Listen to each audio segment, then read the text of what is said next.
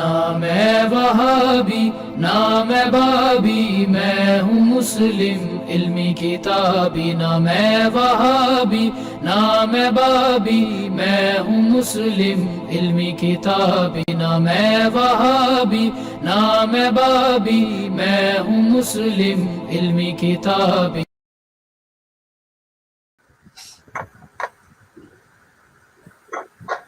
جی علی بھائی اگلا سوال پوچھتے ہیں، کیا نبی علیہ السلام پڑھنا لکھنا جانتے تھے؟ بہت سی احادیث آپ کو ان پڑھ کہتے ہیں، معاذ اللہ۔ یار یہ جو معاذ اللہ، یہ اسی طرح کا معاذ اللہ ہے جس طرح ہمارے وہ وہابی عالم نے حدیث کے اوپر معاذ اللہ پڑھ دیا تھا، تقتلہ الفئۃ الباغیہ یدعوہم الی اللہ ویدعونہ الی النار۔ عمار کو ایک باغی جماعت قتل کرے گی، وہ انہیں جنت کی طرف بلا رہا ہوگا اور وہ جماعت اسے جہنم کی طرف بلا رہی ہوگی، اور اس پہ وہ وہابی مولوی نے معاذ اللہ پڑھ دیا۔ یہ تو نبی الاسلام کا فرمان ہے، اس پہ معاذ اللہ کیوں پڑھنا ہے؟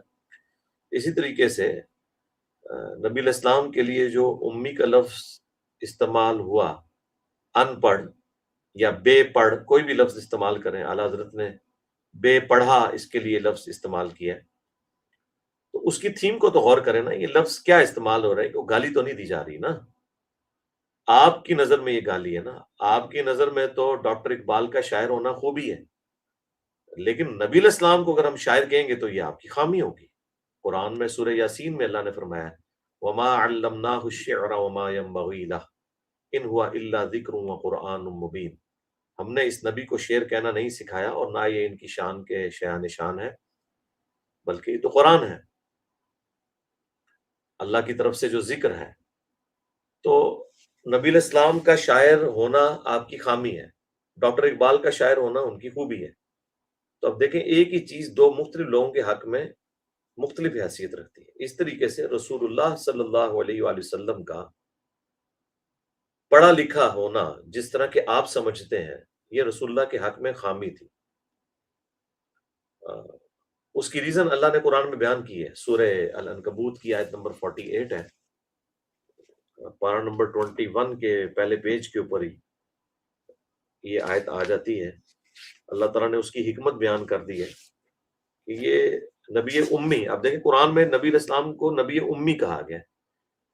امی اس اعتبار سے بھی ہے کہ ام القرا کہا گیا ہے سورہ اشورا میں، بستیوں کی ماں خانہ کعبہ کو، تو خانہ کعبہ کی نسبت سے بھی آپ امی ہیں، یعنی ام القرا کے رہنے والے، اور اس اعتبار سے بھی آپ امی ہیں کہ آپ کسی انسان سے نہیں پڑھے ہوئے، اللہ نے آپ کو علم ڈائریکٹلی عطا فرمایا۔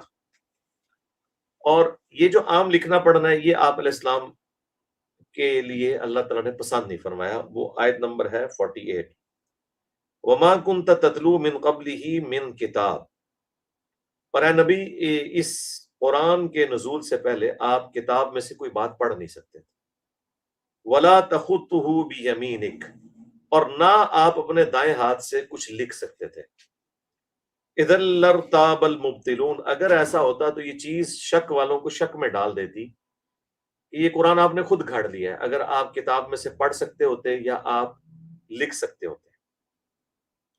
بل ہوا آیات بینات، بلکہ یہ تو اللہ تعالیٰ کی روشن آیات ہیں، فی صدور الذین اوتوا العلم، ان لوگوں کے سینوں میں جنہیں علم دیا گیا، وما یجحد بآیاتنا الا الظالمون، اور اللہ کی آیات سے تو جھگڑا نہیں کرتے مگر ظالم لوگ۔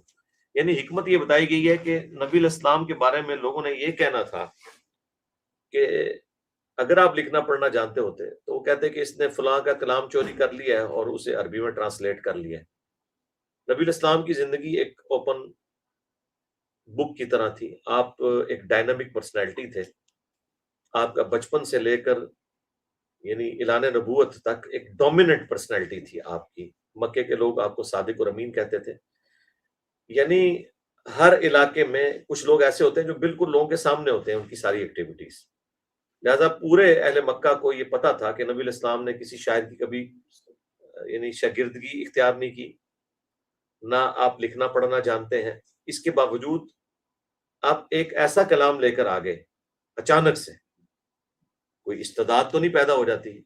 اگر آپ فلاسفر کے ہاں پیدا ہوتے یا کسی شاعر کے ہاں پیدا ہوتے یا کہیں ریاضت کرتے تو لوگ یہ کہہ سکتے تھے کہ اتنے عرصے سے محنت کر رہا تھا، کچھ نہ کچھ بنا لینا تھا اس نے، لیکن یہ اللہ کے نبی علیہ السلام کے حق میں اللہ نے معجزہ رکھا کہ آپ علیہ السلام نے کبھی اس طرح کی کوئی ایکٹیویٹی پرفارم نہیں کی، لہٰذا جب آپ کا کلام آیا تو لوگ ماننے پہ مجبور ہو گئے کہ ایک ایسا شخص جو نہ کبھی کسی شاعر کے پاس گیا، نہ اس نے کبھی کسی فلاسفر کی شاگردگی اختیار کی، اور وہ امیین میں پیدا ہوا ہے، یونان میں پیدا نہیں ہوا جو اس وقت کی بڑی بڑی سویلائزیشنز تھیں، رومنس، پرشین، ان میں نہیں پیدا ہوا بلکہ عرب کے ان پڑھ لوگوں میں پیدا ہوا ہے، اور کلام ایسا ہے کہ جو عربی اپنی زبان کی فصاحت کے اوپر ناز کرتے تھے اور غیر عرب کو وہ عجمی، گونگا کہتے تھے، وہ فی البدی اپنی گفتگو میں بھی یعنی شاعرانہ انداز میں وہ گفتگو کر لیا کرتے تھے، اتنی اللہ تعالیٰ نے ان کو ملکہ دیا تھا۔ ان لوگوں نے بھی مانا کہ یہ کلام جو ہے وہ خاص کلام ہے، اور پھر نبی علیہ السلام کے حق میں تو اس لیے ان کو ماننا پڑا کہ نبی علیہ السلام نے تو کبھی کوئی شعر کہا ہی نہیں تھا، تو یہ آپ کے لیے ایک خوبی تھی۔ تو ہم نبی علیہ السلام کے لیے اگر امی کا لفظ استعمال کرتے ہیں، یا کوئی ان پڑھ کہہ دیتا ہے اسے آسان اردو میں، یا بے پڑھ کر کہہ دیتا ہے، تو یہ کوئی گستاخی نہیں ہے، خام خواہ ایک مسئلہ بنایا ہے انہوں نے۔ لیکن اس کا یہ مطلب نہیں کہ کوئی نبی علیہ السلام کے کوئی معاذ اللہ ہاتھ کام نہیں کرتے تھے لکھنے کے اعتبار سے، ایسا نہیں تھا۔ صحیح بخاری میں ہی موجود ہے کہ جب صلح حدیبیہ کا معاہدہ لکھا جا رہا تھا تو حضرت علی رضی اللہ تعالیٰ عنہ نے حضور کا وہ مکتوب لکھا، تو اس میں لکھا محمد الرسول اللہ اور سہیل ابن عمرو کے درمیان جو معاہدہ ہوا مشرکین عرب کے درمیان، تو اس نے اس وقت مسلمان نہیں ہوئے تھے، بعد میں مسلمان ہو گئے، اس وقت انہوں نے جھگڑا کیا کہ ہم تو آپ کو اللہ کا رسول ہی نہیں مانتے، تو آپ محمد بن عبداللہ یہاں پر یعنی لکھوائیں۔ تو نبی علیہ السلام نے کہا کہ علی نام مٹا دو، تو حضرت علی جو ہے اس وقت وہ حمیت میں آگے رسول اللہ کی محبت میں کہ رسول اللہ میں تو آپ کا نام نہیں مٹاؤں گا، تو نبی علیہ السلام نے اس کو کوئی برا نہیں مانا۔ ویسے تو کہا جاتا ہے کہ حکم جو ہے وہ ادب کے اوپر فوقیت رکھتا ہے، لیکن بعض اوقات کسی شخص کی کوئی کیفیت ہی ایسی ہوتی ہے کہ وہ اپنے اوپر کنٹرول ہی نہیں کر سکتا، تو وہ پھر معذور ہو جاتا ہے۔ حضرت علی کے اوپر کوئی اس حوالے سے یعنی کو بلیم نہیں لگایا جا سکتا، بس کوئی شخص اس کی عقیدت اپنی پتہ نہیں کس لیول کی ہے، تو آپ سوچ سکتے ہیں۔ تو ان کا یا رسول اللہ میں تو آپ کا نام نہیں مٹاؤں گا، تو نبی علیہ السلام نے دوبارہ نہیں کہا، آپ دوبارہ کہتے تو مجبوراً انہوں نے بات مان ہی لینی تھی، تو نبی السلام نے کہا کہ وہ میری طرف کرو تحریر۔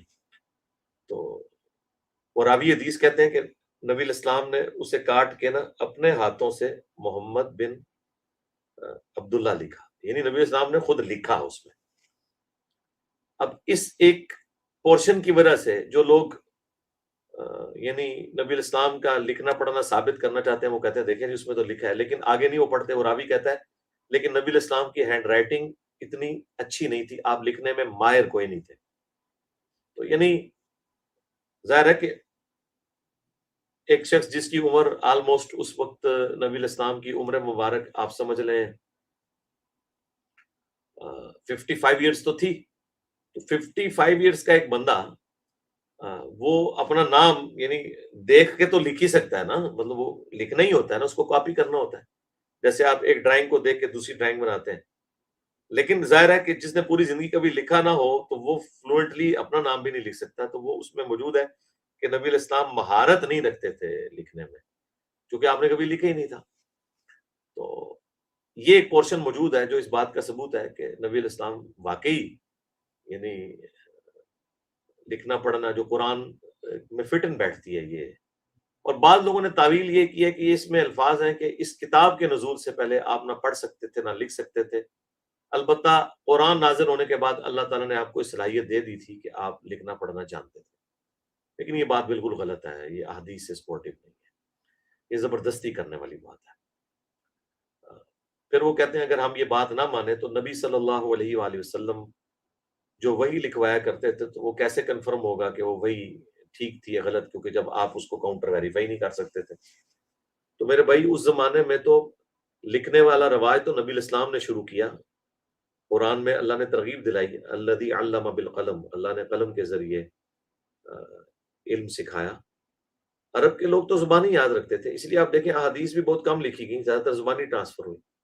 قرآن بھی نبی الاسلام نے خود لکھوایا، باقی اکثر صحابہ نے تو زبانی یاد رکھا تھا. بخاری مسلم میں موجود ہے, حضرت ابن مسعود کہتے ہیں میں نے 70 سے زیادہ صورتیں حضور علیہ السلام کے پیچھے نماز میں خود یاد کی ہیں. اگر میں جانتا کہ مجھ سے زیادہ کوئی قرآن جانتا ہے تو میں اپنے اونٹوں کے جگر جلا کے, یعنی اپنے سفر, لمبا مشقت والا سفر کر کے وہاں تک پہنچ جاتا. اب اتنی کریمنگ پاور کہ ایک شخص رات کی نماز میں حضور کے پیچھے سن رہا ہے اور 70 صورتیں اس نے یاد کر لی ہیں. تو عرب کے لوگوں کا حافظہ بڑا کمال تھا, بلا کا حافظہ تھا ان کا. تو نبی علیہ السلام نے بہرحال وہ لکھوانے والا سلسلہ شروع کیا تاکہ اگر کہیں کنفلکٹ آئے تو ریٹن ریکارڈ موجود ہو, اور وہی پھر بعد میں چلا. حضرت عثمان کے زمانے میں بھی قرات قریش کی باقی رکھی گئی اور باقی نسخے جو ہیں وہ جلوائے گئے, صحیح بخاری میں آتا ہے. تو وہ آپ کاؤنٹر ویریفائی اس طرح کرتے تھے کہ آپ لکھواتے تھے وہی, اس کے بعد آپ علیہ السلام جو وہی لکھی ہوتی تھی نا, جو کاتبین وہی ہیں انہیں نبی اسلام کہتے تھے پڑھو. وہ پڑھتے تھے اور نبی علیہ السلام پھر اس سے انڈورس کرتے تھے کہ یہ ٹھیک لکھا ہوا ہے. کہیں اگر کوئی غلطی ہوتی تھی تو وہ ہائی لائٹ کرتے تھے. یعنی آپ سن کے آپ کو قرآن اللہ نے یاد کروا دیا. وہ سورہ القیامہ میں ہے کہ ہمارے ذمہ ہے اس قرآن کو آپ کے دل میں جمع کرنا اور اس کا بیان بھی آپ کو سکھانا. نبی علیہ السلام کے بارے میں بخاری مسلم میں آتا ہے کہ جب آپ کے اوپر وحی نازل ہوتی تھی تو سخت سردیوں میں بھی آپ کو پسینہ آ جاتا تھا. آپ کے دل کے اوپر وہ قرآن اللہ تعالیٰ نازل کرتا تھا. وہ قرآن جس کے بارے میں آیا ہے کہ لو انزلنا هذا القرآن على جبل لرأيته خاشعا متصدعا من خشیۃ اللہ, اگر پہاڑ پہ بھی نازل ہوتا تو وہ پھٹ جاتا اللہ تعالیٰ کی خشیت کی وجہ سے.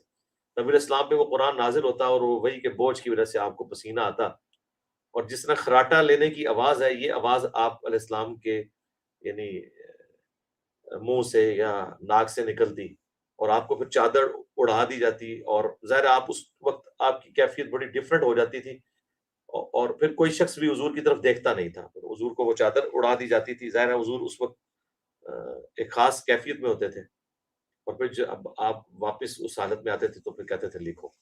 اچھا, وہ جو قرآن نازل ہو رہا ہوتا تھا اس کی آواز ارد گرد کے لوگ نہیں سن رہے ہوتے تھے, وہ حضور کے دل پہ نازل ہوتا تھا.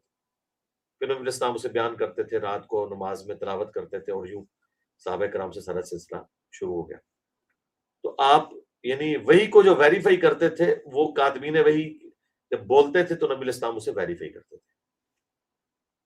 بہرحال اس میں یہ بھی ہوا ہے بعض اوقات نبی علیہ السلام کوئی آیت بھولے ہیں, قرآن میں ہے سنقرئک فلا تنسى الا ما شاء اللہ, ہم آپ کو پڑھائیں گے اور آپ کبھی نہیں بھولیں گے ہاں جب اللہ چاہے. سو نبی داؤد میں حدیث ہے نبی علیہ السلام ایک دفعہ قرات کرتے ہوئے قرآن کی تلاوت میں ایک جگہ جا کے بھول گئے. تو بعد میں ایک صحابی نے کہا یا رسول اللہ آپ فلاں جگہ بھول گئے تھے, تو آپ نے فرمایا کہ میں بھی انسان ہوں, مجھے یاد کروا دیتے تم. تو یہ بھی ہو جاتا ہے, لیکن ظاہر وہ ایک واقعہ ہے. بخاری مسلم میں کئی حدیث ہے نبی علیہ السلام نے زہر کی 4 کی بجائے 5 رکعتیں پڑھا دی. ایک دفعہ زہر کی یا عصر کی 4 کی بجائے 2 رکعتیں پڑھا دی. بعد میں صحابہ نے کہا یا رسول اللہ نماز کم ہو گئی ہے, آپ بھول گئے. تو آپ نے فرمایا نہ نماز کم ہوئی نہ میں بھولا ہوں, یعنی آپ یہ بھی بھول گئے کہ آپ نماز میں بھول گئے. تو صحابہ نے کہا کہ نہیں یا رسول اللہ, آپ سب سے آپ نے تصدیق کی. تو آپ نے پھر 2 رکعتیں مزید پڑھی, سجدہ صاحب کیا, اور پھر آپ نے کھڑے ہو کر کہا کہ دیکھو میں بھی ایک انسان ہوں, میں بھی بھول جاتا ہوں, جب میں بھول جاؤں تو مجھے یاد کروا دیا کرو. تو یہ ساری چیزیں ذہن میں رکھیں. نبی علیہ السلام یعنی آپ کی تو جو شان ہے وہ تو اپنی جگہ ہو. تو آج ہماری آپ ویڈیو دیکھ لیں کہ رسول اللہ عام انسانوں کی طرح نہیں تھے. اللہ تعالیٰ نے میرے پہ کیفیت طاری کی, اور میں نے نبی علیہ السلام کے کتنے معجزات تبرکات جو بخاری مسلم میں رپورٹ ہوئے ہیں فی البدی الحمدللہ. وہ آپ 15 منٹ 16 منٹ کی ویڈیو دیکھیں. ہم بالکل وہابیوں والا عقیدہ نہیں رکھتے کہ نبی کے بھی 2 ہاتھ اور ہمارے بھی 2 ہاتھ, نبی کی بھی 2 آنکھیں ہماری بھی 2 آنکھیں. یہ کون سی توحید آپ بیان کر رہے ہیں؟ توہین رسالت کا نام توحید نہیں ہے, یہ شیطانی توحید ہے جو آپ اس طریقے سے بیان کرتے ہیں. رسول اللہ کے 2 ہاتھ اور آپ کے 2 ہاتھ زمین و آسمان کا فرق بھائی. بخاری مسلم میں حدیث ہے نبی علیہ السلام نماز خسوف کے اندر جو سورج گرہن کی نماز ہے اور مبارک ہاتھ یوں اوپر کرتے ہیں اور پھر نیچے. صحابہ نے پوچھا یا رسول اللہ یہ نماز میں آپ نے عمل کیا؟ فرمایا میں نے جنت دیکھ لی 7 آسمانوں کے اوپر, اور وہاں سے انگور کے گوشے کو توڑنے کا ارادہ کیا, اور اگر میں توڑ لیتا تم ہمیشہ کھاتے رہتے کیونکہ جنت کی چیزوں کو فنا نہیں ہے. پھر میں نے ارادہ ترک کر دیا. بخاری مسلم میں حدیث ہے نبی علیہ السلام نے فرمایا خشوع خضوع سے نماز پڑھو, اللہ کی قسم میں اپنے پیٹھ کے پیچھے تمہیں دیکھ رہا ہوتا ہوں جو تم لوگ حرکتیں کر رہے ہوتے ہو نا نماز میں, یعنی امام تھے نا آپ, تو آپ کے پیچھے جو اگر کوئی کھجلی کر رہا ہے کوئی اس طرح, تو نبی اسلام کہتے ہیں میں تمہیں پیٹھ کے پیچھے دیکھ رہا ہوتا ہوں. ابھی حیران کن بات ہے کہ یہاں حضور کی 2 آنکھیں نہیں تھی پیچھے, یہی دو آنکھیں تھی لیکن آپ کو پیچھے بھی نظر آتا تھا. یہ کتنی بڑی پروٹیکشن اللہ نے حضور کے ساتھ اٹیچ کی ہوئی تھی کہ آپ کو پیچھے مڑ کے دیکھنے کی ضرورت ہی نہیں تھی, آپ کو ساری طرف نظر آ رہا ہوتا تھا. ٹھیک ہے, اس طرح بخاری مسلم میں آیا نبی علیہ السلام کے پسینے سے خوشبو آتی تھی, صحابہ کرام اسے عطر کے طور پر استعمال کرتے تھے. چھوٹی بات ہے. اسی طریقے سے بخاری مسلم میں آیا کہ صحابہ کرام نبی علیہ السلام کے وضو کا پانی جو ہے وہ تبرکن اپنے جسم کے اوپر ملا کرتے تھے. تو یہ حضور کی جو مطلب کوالٹیز ہیں بہت ایکسٹرا. ہم تو اس کو تو چھوڑتے ہیں, نبی علیہ السلام کے پیشاب کو بھی ہم پیشاب مبارک کہتے ہیں. ہم وہ بریلویوں والا وہ غلوف نہیں کرتے جو وہ کرتے ہیں, لیکن یہ بات تو ٹھیک ہے. الموجم الکبیر طبرانی میں موجود ہے, اور مجموع الزوائد کے اندر امام حاسمی نے اس کی سند کو صحیح کہا کہ حضور کی ایک لونڈی تھی, اس نے غلطی سے حضور کا پیشاب پی لیا تھا, کیونکہ سردیوں میں آپ باہر نہیں نکل سکتے تھے. تو ایک لکڑی کا پیالہ آپ کے اس میں رکھا ہوا ہوتا تھا چارپائی کے نیچے, وہ آپ کی کنیز تھی. تو اس نے وہ اس کو نہیں پتا تھا, اس نے پی لیا. اب مجھے بتائیں پیشاب تھوڑا سا بھی کسی جگہ پہ ہو تو پورے علاقے میں اس کا تعفن پھیلتا ہے. وہ پانی سمجھ کے پی گئی, نہ اس میں کوئی ذائقے میں فرق تھا, نہ اس کے اندر کوئی بدبو تھی. تو نبی علیہ السلام نے صبح پوچھا کہ وہ ان کا یا رسول اللہ میں نے پی لیا, مجھے پتا نہیں تھا. تو نبی علیہ السلام نے فرمایا کہ تم نے اپنے اور جہنم کے درمیان ایک مضبوط آڑ قائم کر لی ہے کہ تمہارے اندر میرا پیشاب چلا گیا. لیکن آپ نے کبھی ترغیب نہیں دلائی کہ میرا پیشاب پیو. وہ ایک ذاتی طور پہ ایک فضیلت جانی تھی. اس حدیث کو شیخ البانی بھی صحیح کہتے ہیں, شیخ زبیلی زئی صاحب بھی صحیح کہتے ہیں. امت کا اجماع ہے اس حدیث کی صحت کے اوپر. یہ حدیث طبرانی میں بھی ہے, یہ مجموع الزوائد میں بھی ہے, اور اس کا پہلا حصہ ابو داؤد کے اندر موجود ہے اسی سند کے اوپر. اس میں بس اتنے الفاظ ہیں کہ نبی علیہ السلام کی چربائی کے نیچے ایک پیالہ ہوتا تھا پیشاب کے لیے. تو نبی علیہ السلام کی جو یعنی کوالٹیز ہیں بہت ایکسٹراڈنری, آپ سوچ بھی نہیں سکتے. لیکن یہ جو معاملہ ہے یہ آپ کی ریکوائرمنٹ تھی کہ نہ آپ شاعر ہوتے اور نہ آپ لکھنا پڑھنا جانتے, تاکہ آپ کے بارے میں کوئی شک نہ کرتے. یہ ایک بہت کریٹیکل یعنی چیز تھی, میں نے اس لیے اس کے اوپر تفصیلی بات کی ہے. بلکہ آپ بعد میں اس کے اوپر ایک کلپ بھی بنا دیجیے گا نبی علیہ السلام کے حوالے سے, کیا نبی علیہ السلام ان پڑھ تھے, اور آگے معاذ اللہ لکھتے ہیں. یہ معاذ اللہ آپ نے غلط لکھا ہوا ہے, یہ عین اور الف ہے, تو تاکہ لوگوں کو پتہ چل جائے. جی نیکسٹ.